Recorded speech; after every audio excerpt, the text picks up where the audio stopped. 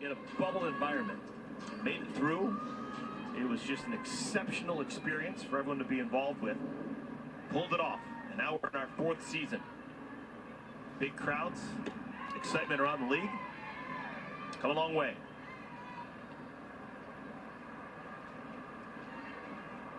Amanda Lorenz, Danielle Gibson, Delaney Wiz. If anyone scores this half inning, it'll be 40 points for everyone on Team Zerkle.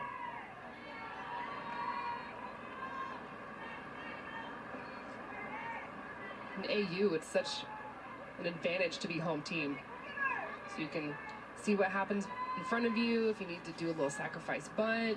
It's just such an advantage. You always want to be the home team so you can react to what's happening to the other team in the top half of the inning. Because those inning points sometimes, and we saw this yesterday in one of our games where the inning points were almost as much as the win points, and it was split just because of the way the game fell.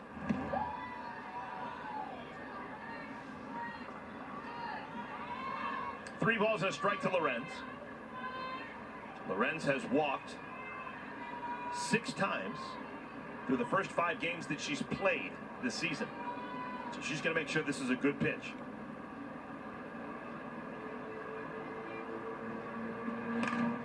High pop up. This is going to stay in the yard. That is a big out number 1 for Faraimo. She just missed that. She was right on it, swung at a good pitch. It was going to be a strike no matter what. But the spin of Faraimo, that of Lorenz, she was just underneath it.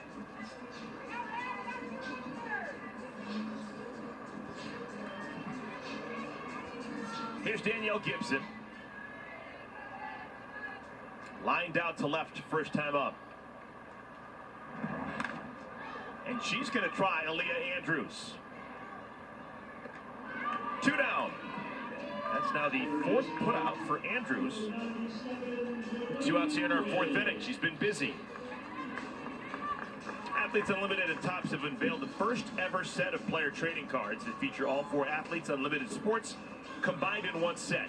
The 200-card set features 185 athletes from the 2022 seasons. And it's available at Target, Barnes & Noble, hobby shops, and throughout Topps.com and Fanatics.com. They're everywhere, so get yours today.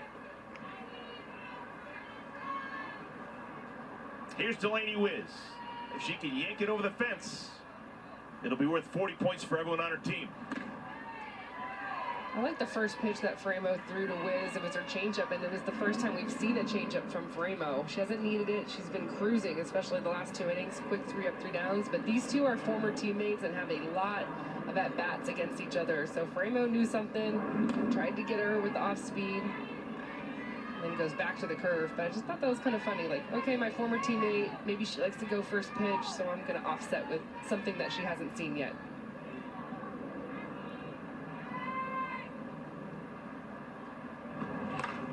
Swatted into right field, ambling back, turned around and dropping the ball, Piancastelli. There goes Wiz on her way to third, and she'll make it with a slide. I think the wind played a factor on that ball. This is going to be an important official ruling. This is a well-hit ball from Delaney Wiz. This is a ball off the plate and up, and she goes up and get it. Oh, that would have been such a good catch from Erica Piancastelli. That happens a lot with outfielders, especially when this wind is going. You drop step one way, you got to turn your body, recorrect to the other. And then credit Delaney Wiz, she sees the ball fall, and she's on her horse all the way to third base. And is 60 feet away from a whole lot of points. Still don't have an official ruling as to whether or not that's a triple or an error. I would give it a triple. If she comes up with that catch somehow, that's a tough catch. The best catch we're ever going to see. That ball was hit well. Caroline Jacobson fouls it.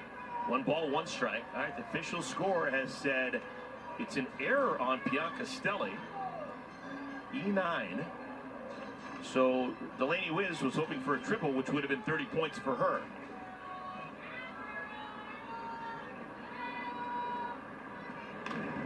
Who this affects is the pitcher Faraimo. If for some reason Wiz can score, it would be an unearned run. And so Faraimo wouldn't be charged a -10 for allowing a run. But if Wiz comes in to score, it's going to be plus 40 for everyone on Team Zerkle because of the 4-inning wins.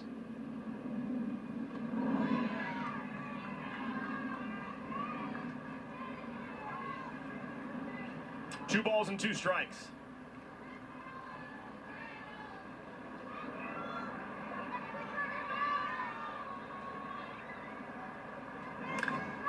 Popped up. Will it be playable?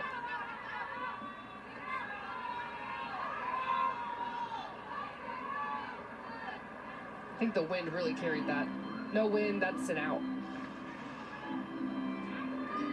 That's one of the reasons why I probably wouldn't have given an error to Bianca Stelling. Yeah. Wind turned her all the way around. Ball was hit well. Ball was hit so well. Now, this is the Jacobson we saw on Friday. Didn't get any hits on Friday, but in 3 plate appearances, she shot 25 pitches. Yesterday, she was a different hitter. She was swinging early in the count, and she was getting results. So very patient Friday, a lot of pitches, but no production. Impatient yesterday, not a lot of pitches, but a ton of production.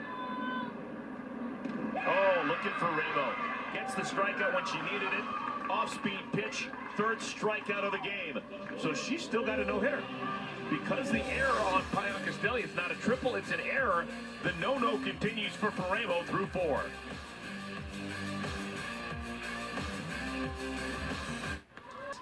This is a 50-point 5th inning. Here's our Sunday Night Baseball matchup, the 3rd of a 4-game series between Dodgers and Padres at Petco. 7 Eastern, 4 Pacific on ESPN, ESPN Deportes, and ESPN Radio. Coverage begins at 6 Eastern, 3 Pacific. Baseball tonight. Sunday Night Countdown. Michael K. and A-Rod. They'll have their K-Rod presentation on ESPN2. Bottom 3rd of the order for Team Faraimo. Andrea Filler, Jordan Roberts, Aaliyah Andrews. Through 4 innings, our leading point totals, both starting pitchers. Georgina Cork and Megan Faraimo are both plus 48 on their day. The only other players who have scored points, Hannah Flippin, 2 walks, she's plus 16. Tori Vidalis, bloop single, 10. And Morgan Zerkle, who's got a walk. Those are the only points. And Filler strikes out. 4th strikeout for Cork. Leaderboard changes all the time. Currently, a lot of players on Team Romero in the top 10.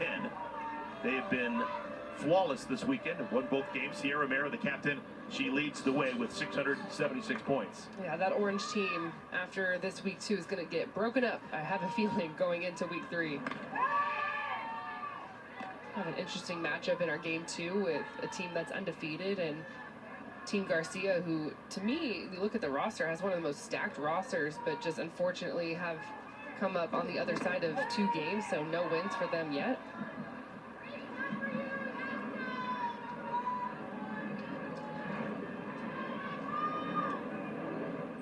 Wind blowing in from left field.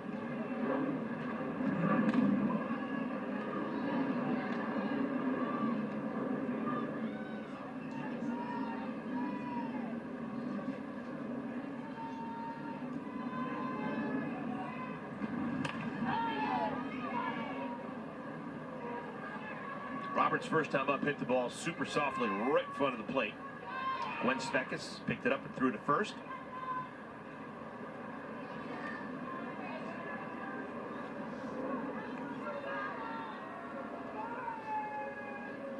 Kind of interesting, both of the pitchers in our pitchers duel today with Corrick and Faraimo going back at it, they're very similar in their sequencing, so we're seeing pitchers look the same and it's the same approach. Using a little bit more of the off-speed Corrick is than Faraimo. We started to see Faraimo use it that last half inning, but it's just been all about the curve and how you're setting up the curve, because that's their best pitch, and using a rise, using the off-speed, backdoor curve inside to righties, and then chasing away with just the regular curve, but the sequencing feels the same to me. Oh, beautiful pitch. Back-to-back strikeouts for Corrick. 2 down here in the 5th inning. All right, let's check in with the other Collins. Savannah, what's going on? Thanks, Eric. Just giving an update on our poll that we have out now. Go to Twitter, AU Pro Sports. we want to know who your favorite team Sully is from week 2. So right now we're watching the Baby Blues and Meg Stallions. Later today we'll see the Gold Chain Gang and Romos Juliets. It's not too late. Go cast your vote. Orange Squad is in the lead. If you want to make a difference, now's the time. Thank you, Savannah. Another great inning for Georgina Korick. She's got a shutout through 5. Doing that rendition of Take Me Out to the Ballpark. Fantastic. I would like to submit my submission for an added celebration for Savannah's poll with the Cubs celebration there between Nadia and Sam with the celebration after they're singing it. That was legendary. Sydney McKinney tries a sneak attack bunt, doesn't fool anyone. Nice defense being played by Team Faraimo. Quickly 1 out here in the bottom of our 5th inning. There's Sam. We were talking about her singing Take Me Out to the Ball Game. She's not fooled by this bunt, and it's the throw that's on the run. You can tell she's just done that a million times. So smooth with it. Gwen Speck is super dangerous. Scoreless game, one swing of the bat would be worth 50 points for everyone on Team Zerkle.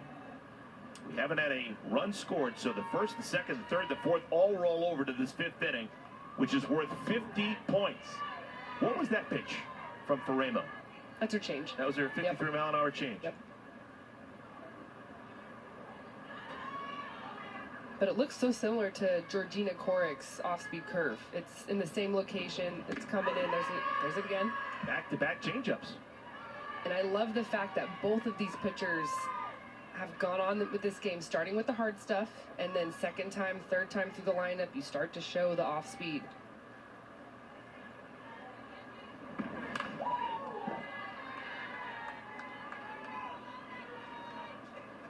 With more at Faraimo, let's check in with Savannah. Thanks, Eric. Faraimo's complete game to start off this week is really when she talked about her changeup and how big it was for her. Something she says is she throws it a little bit more than she usually does on Friday night. We're starting to see it used a little bit more often now. She didn't want to lose that one speed. She's going to celebrate on that one.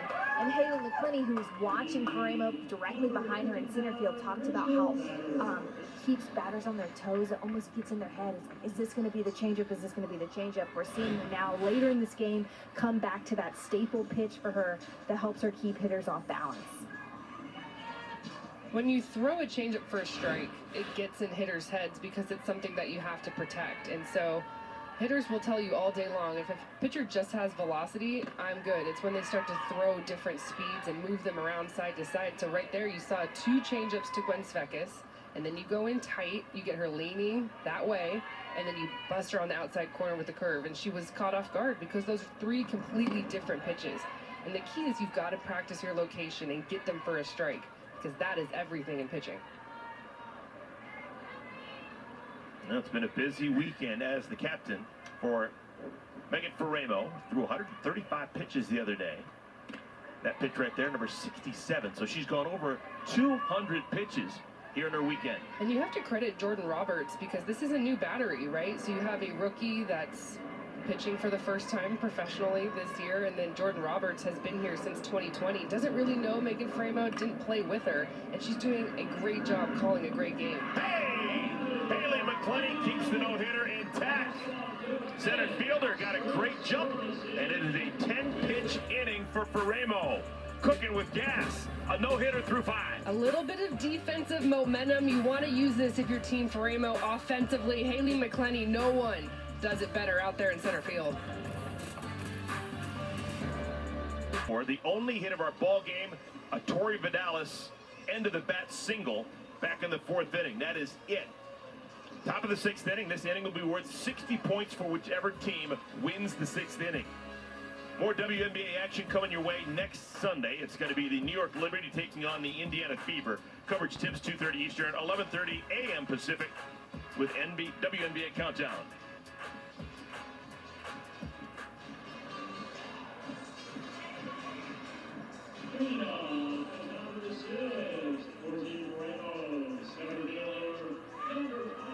All right, TV, Tori Vidal is still wearing an earpiece and a microphone. Tori, can you hear us?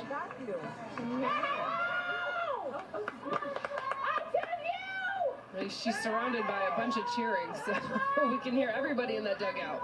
I can hear you. Can you hear me? Oh yeah, we got you. Okay. Yeah, a lot of tunes. Intense game. Yeah, Halo. I have a feeling this inning we're gonna post it eventually. This is it, huh? Well, top the lineup. Who doesn't want to lead off an inning, you know? But we're gonna score.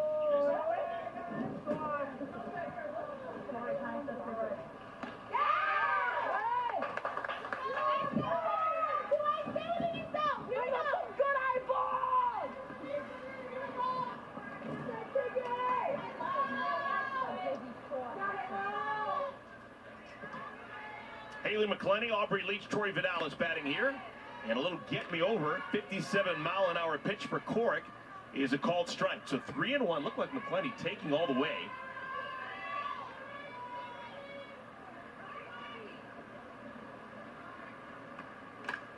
Popped up. Oh, my goodness. McClenny upset with herself.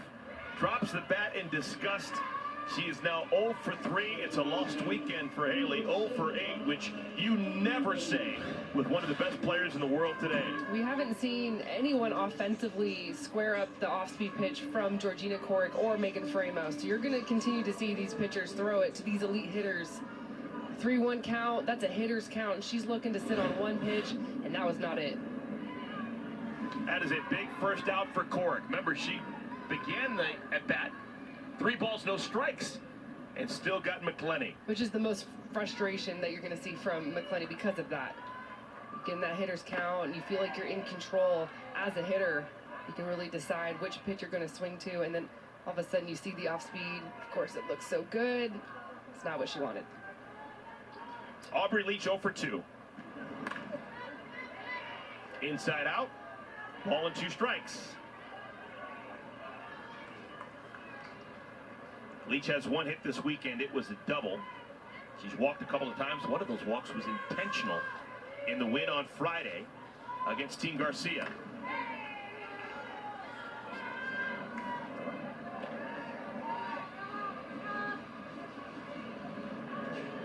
Georgina Corrick. Shutout through 5.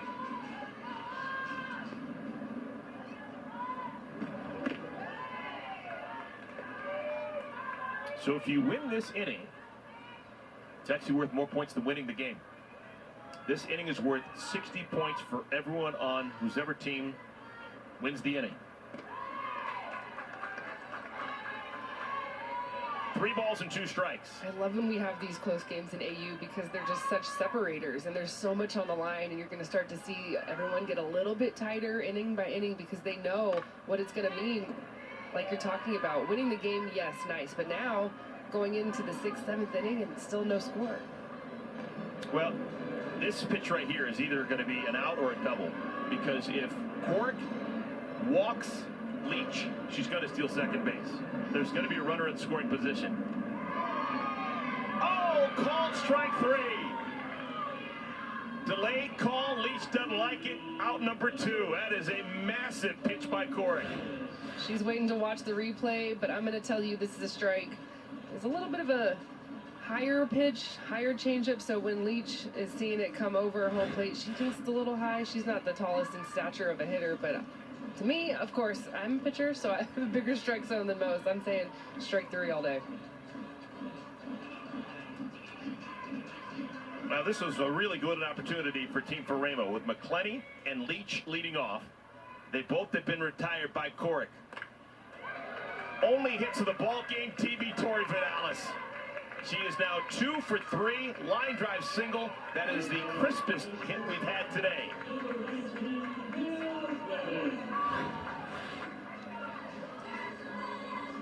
Sits on the changeup, it's a little bit up. And the last hit that she had was a changeup as well, so she's probably happy with herself. She got another chance at it. Just, oh yeah, rock on. There's going to be a pitching change.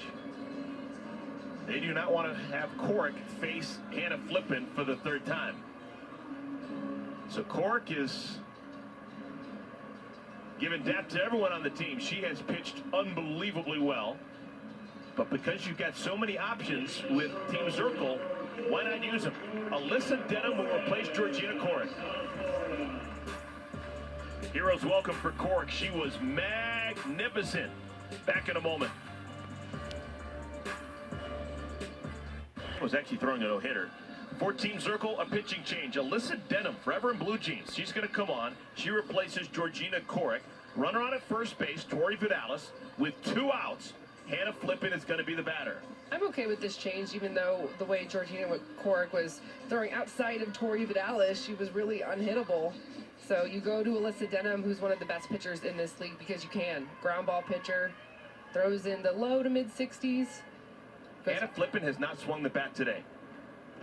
She has got 16 points, 2 4-pitch walks. First pitch, strike 1 to Flippen. Vidalis on at first. How about this? Total change of perspective for Flippen. 8 pitches, all balls from Korek. And now Denham comes in and pours over 2 quick strikes. Just the change of the vision, side to side with Korek. Denham's more up and down, drop rise. On the ground, that ball's got eyes. Single for Flippen. Her perfect day continues. Runners on at first and at second.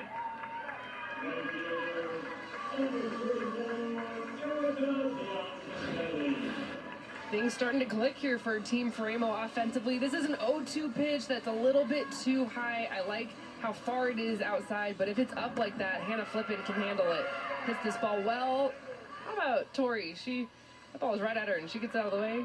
It's not always the easiest thing to do as a base runner. Next in line, Erica Piancastelli. Down the right field line, foul. That would have brought at least 1 in, if not 2. But it's nothing but a strike.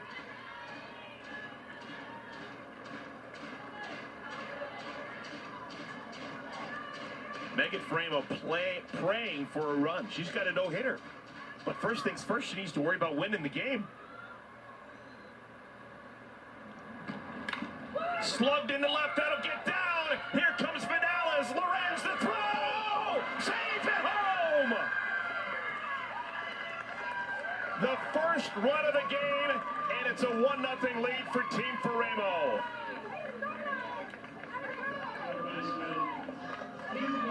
It all started with Tori. Really had the only offensive production. And she gets on base again. Hannah Flippen follows. Then Erica Piancastelli turns on this backdoor curve right in front of Amanda Lorenz. Close play at the plate, but the throw's a little bit too much to the right of Gwen Svekis at home plate to make that tag successfully. And Team Faraimo, so far, still the top of the inning, but we finally have our first run of the ball game. This is all happening with 2 outs. McClenny and Leach both making outs against Korek. But then Vidalis, the line drive single. Flippen goes the other way with a single. And then Piancastelli driving in Vidalis. So we may see Korek again. But for now, Korek leaves the game. That run is earned. And Morgan Zerkle, is she challenging something?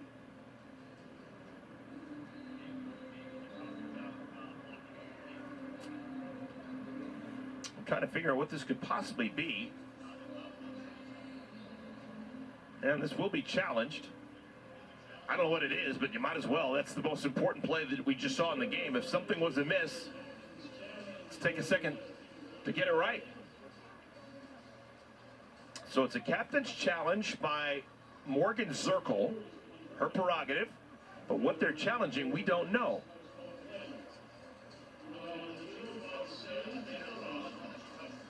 Are they wondering whether or not she touched home plate?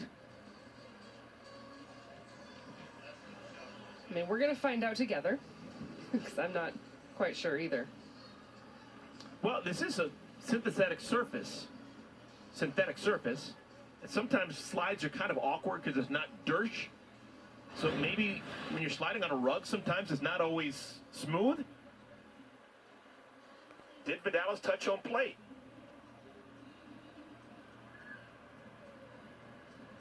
Yes. I think she got it. Yeah, oh yeah, no doubt about it.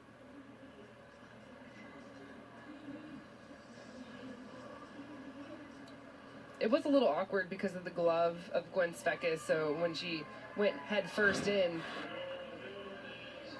there's a little bit of a contact there, and it looks like call's going to stand. So the call is upheld. Run scores, 1-0 lead, Team Faraimo. Now, Team Faraimo, they want to get greedy here. You don't want to be satisfied with just one run. You get a couple more, and you feel a little bit better. Remember, this inning is worth 60 points. This is an inning where they could get all of the inning points that are on the line, as well as the win. Pop up, right field, Jacobson.